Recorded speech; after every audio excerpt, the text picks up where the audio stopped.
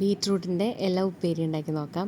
ചോറിനൊക്കെ നല്ല ടേസ്റ്റാണ് കേട്ടോ. അപ്പോൾ ഇതുവരെ ചെയ്യാത്തവരാണെങ്കിൽ അല്ലെങ്കിൽ ചെയ്ത് നോക്കാത്തവരാണെങ്കിൽ എന്തായാലും ഒന്ന് ട്രൈ ചെയ്തോളൂ. അപ്പോൾ അതിനായിട്ട് ബീറ്റ്റൂട്ടിൻ്റെ ഇല ഇതുപോലെ ചെറുതാക്കി കട്ട് ചെയ്തെടുക്കാം കേട്ടോ.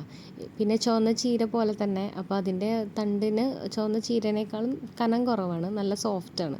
അപ്പോൾ കട്ടിയുള്ള തണ്ടുകളുണ്ടെങ്കിൽ ഒന്ന് മുറിച്ച് മാറ്റി ഇതേപോലെ ചെറുതാക്കി അരിഞ്ഞെടുക്കാം. പിന്നെ അതിലേക്ക് കുറച്ച് ഉപ്പ്, കുറച്ച് മഞ്ഞൾപ്പൊടി, പിന്നെ നാളികേരം, ചെറുകിയ നാളികേരം കുറച്ച്, അതും കൂടി ഇട്ടിട്ട് നന്നായിട്ട് കൈകൊണ്ട് തിരുമ്മി കൊടുക്കുക. നന്നായിട്ട് മിക്സാക്കിയാൽ മതി. അത് കഴിഞ്ഞിട്ട് കുറച്ച് വെളിച്ചെണ്ണ ചൂടാക്കിയിട്ട് അതിലേക്ക് സവോളയും വെളുത്തുള്ളിയും കൂടെ ഒന്ന് വഴറ്റുക. അതിൻ്റെ ഒന്ന് വാടി വരുമ്പോൾ കുറച്ച് മുളക് പൊടി ഇട്ട് കൊടുക്കുക.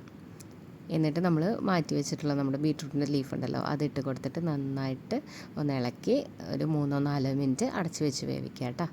അതിന് ശേഷം നമ്മൾ എടുത്തിട്ട് അതിൽ ഒരുപാട് വെള്ളം ഉണ്ടെങ്കിൽ അതൊന്ന് വറ്റിക്കോട്ടെ. പിന്നെ നമ്മൾ അതിലേക്ക് 2 മുട്ടയും കൂടെ പൊട്ടിച്ചൊഴിക്കുക. എന്നിട്ട് നന്നായിട്ട് മിക്സാക്കി കൊടുക്കുക.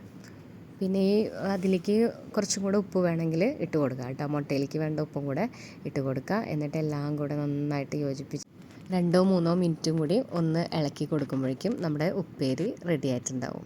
നല്ല ടേസ്റ്റാണ്. അപ്പോൾ ഇതുവരെ ട്രൈ ചെയ്ത് നോക്കാത്തവരുണ്ടെങ്കിൽ എന്തായാലും ബീറ്റ്റൂട്ട് ലീഫ് എടുത്തിട്ട് ഇതുപോലെ ഉപ്പേരി ഉണ്ടാക്കി നോക്കണം.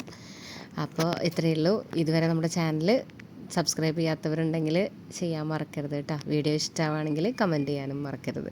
അപ്പോൾ ഇത്രയേ ഉള്ളൂ. Thank you.